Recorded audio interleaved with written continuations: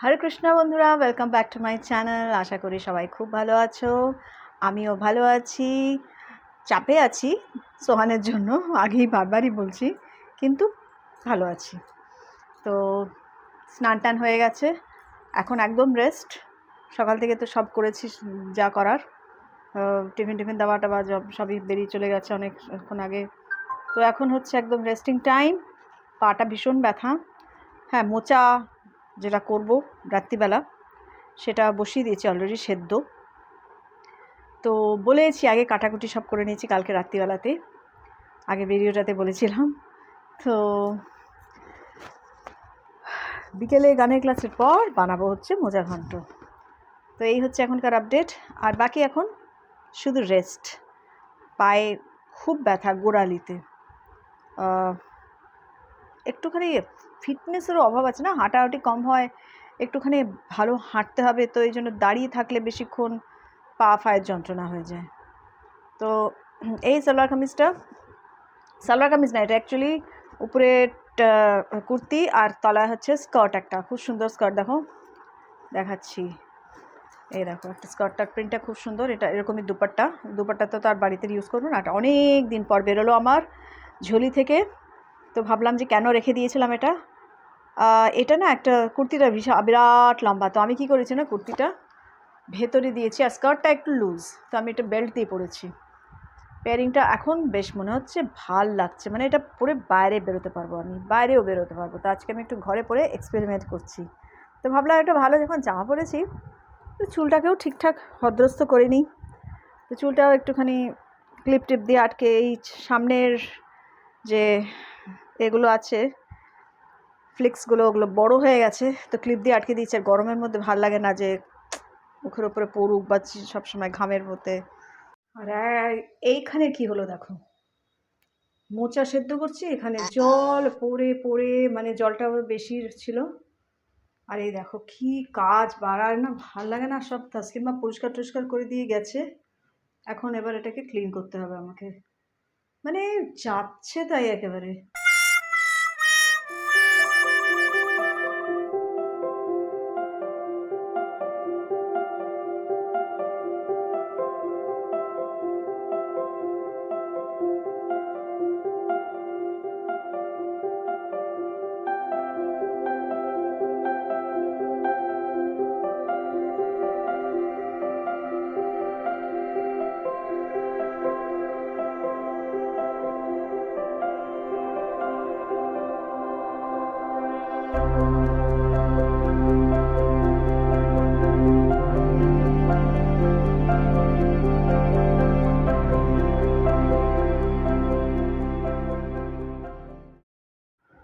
এই দেখো, এই হচ্ছে প্লান্ট ক্লাইম্বিং ফিক্সিং ক্লিপ। দারুণ এই জিনিসটা, আমি অনেক দিন আগে কিনে রেখেছিলাম। আমি জানি মানি প্লান্ট আছে আমার অনেক, এগুলো কাজে তো লাগবেই আমার। কিভাবে লাগালাম দেখো, এখানে হচ্ছে এই ক্লিপসগুলো দেওয়া থাকে, অনেকগুলোই আছে, হোয়াইট গ্রিন এসব কালারের, নানা রকম কালারের। ক্লিপসগুলো হচ্ছে এমনি দেখাচ্ছে, আমি লাগিয়েছি অলরেডি এই ধরনের ক্লিপস। এগুলো অনেকেই জানবে যারা গাছ টাছ করছো। আর তার সাথে দেওয়া আছে এরকম কাটা কাটা ডাবল সাইডেড টেপস। তো এগুলোতে লাগিয়ে এই দেখো,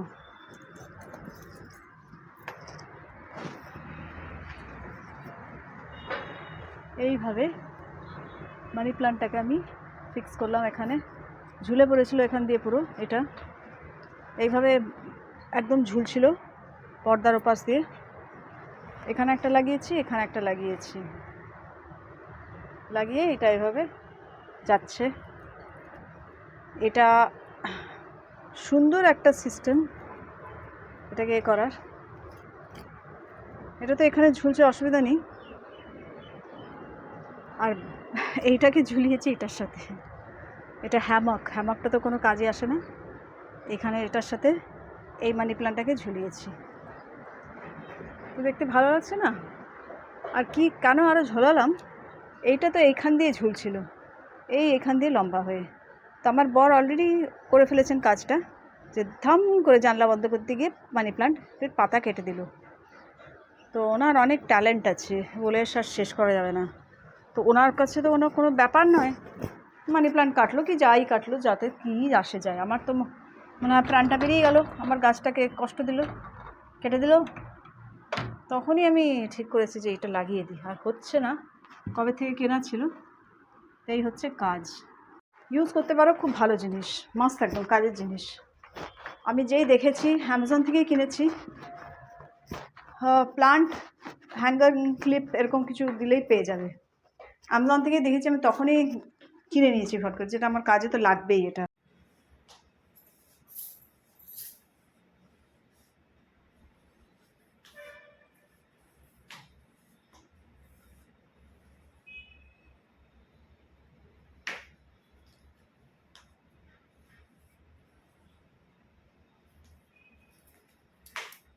তো বলো কেরম লাগছে দেখতে, সুন্দর লাগছে না? এইটা আমি রেখে দিয়েছিলাম বাক্সের মধ্যে বন্দি করে। এটাকে ভাবলাম যে এইভাবে পরে দেখি, হঠাৎ বার করলাম, তারপরে দেখছি গরম, এসি রুমে বসে আছি যদি এখন। জয়পুরি প্রিন্ট, খুব সুন্দর না স্কার্ট, আর এত কটন মেটেরিয়াল, মানে পিওর কটন মেটেরিয়াল, আর দারুণ মজা লাগছে, মানে সিম্পলি দারুণ আরাম লাগছে পরে, আর দেখতেও এত সুন্দর লাগছে। এটা আমি বাইরে পরবো। আর এখন যথারীতি টি টাইম, চা খাচ্ছি, 4:20 বাজে। 5:30 থেকে ক্লাস। গলাটা একটু ঠিক করে নিই, যদি আমার আজকে গাওয়ার কিছু নেই বললামই, তো তবুও বাই চান্স যদি কিছু। তো বন্ধুরা, এই রাত্রিবেলা ভোগ অফার করে দিয়েছি কৃষ্ণাকে, দেখে নাও তোমরা, দর্শন করে নাও আজকে আমার ঠাকুরের। সবাই যেন ভালো থাকো, এটাই কামনা ঠাকুরের কাছে সবসময়, আমরা যেন সবাই ভালো থাকতে পারি, সুস্থ থাকতে পারি। হরে কৃষ্ণ বন্ধুরা, গুড মর্নিং। তো আজকে হচ্ছে নেক্সট ডে, ফ্রাইডে। আজকে একাদশী, পাপ মোচনী একাদশী আজকে। তো খুব ডিফিকাল্ট আজ আমার পক্ষে করা, কারণ পায়ে প্রচণ্ড ব্যথা হয়েছে।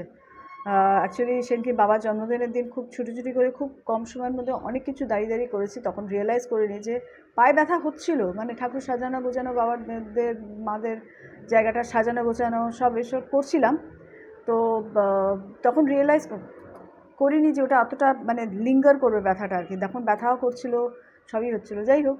তো এতটাই ব্যথা যে আমি মানে গোড়ালিতে আর কি, তো খুব ডিফিকাল্ট হচ্ছে সব কিছু মানে করা আর কি, করতে হচ্ছে যেটুকুন সেটুকুন করবো।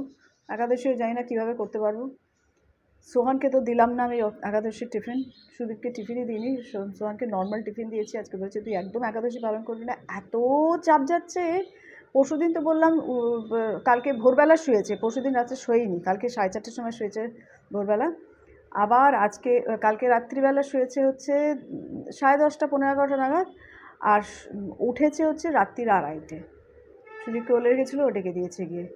তো আমি বললাম যে তুই একদম একাদশী এখন করবি না, তোকে ঠিক মতন খেতে হবে। আলু সেদ্ধ ভাত খেয়ে গেছে, আর পোহা বানিয়ে দিলাম ভালো করে, সবজি টবজি দিয়ে বাদাম টাদাম দিয়ে ভালো করে পোহা বানিয়ে দিয়েছি, ওইটা নিয়ে গেছে ও। সুদীপকে আর টিফিন দিইনি, আলাদা আলাদা করে দুখানা টিফিন তো আর করতে পারবো না, ও তো একাদশী কিছু ওই আনিয়ে নেবে সাবুদানার খিচুড়ি কিছু। তো কালকে আমি ভিডিওটা ভেবেছিলাম তোমাদের দেখাবো মোচা ঘন্ট রেসিপিটা কীভাবে করছি। মোচা ঘন্টটা ভীষণ সুন্দর হয়েছিল, রেডিও করছি আর কি তখন। আর তখনই সুদীপ এলো, দুজনে ফিরলো, এসেই বলল আমাদের কলেজে একটা মেয়ে অ্যাক্সিডেন্টে মারা গেছে। ব্যাস, মেয়েটা ওদেরই ব্যাচের, কিন্তু হোটেল ম্যানেজমেন্টে না, ও বিএসসি করছে আর কি, করছিল। হঠাৎই একটা পার্সন পাস্ট টেন্স হয়ে যায় কীরকম। 21 ইয়ার্স এজ, নামটা রুচি দলবি, পাঞ্জাবি হতো। তো সেই মেয়েটা, ও দেখেছে যে কলেজ থেকে বেরোলো 2-3টে ছেলের সাথে, 3-4টে ছেলের সাথে, 2খানা বাইক নিয়ে ওরা বাড়িতে আর পৌঁছায়নি, অ্যাক্সিডেন্টে শেষ। বাকিদের কথাও জানে না কী অবস্থা। তো আজকে ওদের কন্ডোলেন্স আছে। ওইটা শোনার পর থেকে না আমার মানে কিটে মনটা খারাপ হয়ে গেল, মানে আমি ভাবতে পারছি না যে এই আছে মানুষ, এই নিয়ে কোনো বয়সের ব্যাপার নেই, কিছু নেই, সত্যি এই মানে মৃত্যুর যে মতন জিনিসটা না সত্যি মানে নেওয়া, তার মধ্যে আবার এইরকমভাবে আমি তার আগেই আমার বাবা মার কথা মনে মনে করে কি মন খারাপ হচ্ছিল, হঠাৎ করে এরকম হয়। তো তারপরে এই খবরটা শোনার পর তো আমি ভাবছি যে বাবা, ওই বাবা মার কী অবস্থা এখন, মানে এত মনটা খারাপ হয়ে গেছে যে আমি একেবারে মনে নেই যে আমি ভিডিওটা শ্যুট করব বা কিছু, হয়নি যাই হোক। তো ওই জন্য জাস্ট ওই যখন ঠাকুরকে দিচ্ছি তখন মনে পড়লো তো ভিডিও শ্যুট করলাম না। তো তখন অ্যাটলিস্ট আমি একটুখানি দেখিয়ে দিলাম তোমাদেরকে যে কী কী বানিয়েছিলাম। ডাল, মুগ ডাল করলা দিয়ে বানিয়েছিলাম, আর ওই মোচা ঘন্ট, চাটনি তো ছিলই, ওই দিয়ে খেয়েছি, আমের টক, তো ওই দিয়ে খেয়েছি। মোচা ঘন্টটা ভীষণ ভালো হয়েছিলো, কিন্তু আমি ভাবছিলাম রেসিপিটা শেয়ার করবো তোমাদের সাথে। যাই হোক, আরেকদিন এখন তো মোচা, যেহেতু মোচাতে পেয়েছি আমাকে, সেহেতু আমি আরেকদিনও করবো, আবার শিগগিরই করবো মোচা। আর বসে কাটাটাই একটা যা ঝামেলা, একটা স্টেজেস আছে, তাই যে হয়েই যায়, রান্নাটা খুব একটা ঝামেলা কিছু নেই। তো এই হচ্ছে ঘটনা। তো আজকে আমি যা করবো লাস্টে দেখাবো কি করলাম না করলাম, দেখি ভগবান কতটা শক্তি দেন। পায়ের তো ব্যথা রয়েইছে। তো ভালো লাগলে ভিডিওটা দেখো, লাইক শেয়ার কমেন্ট সাবস্ক্রাইব করো, ভালো থেকো সবাই।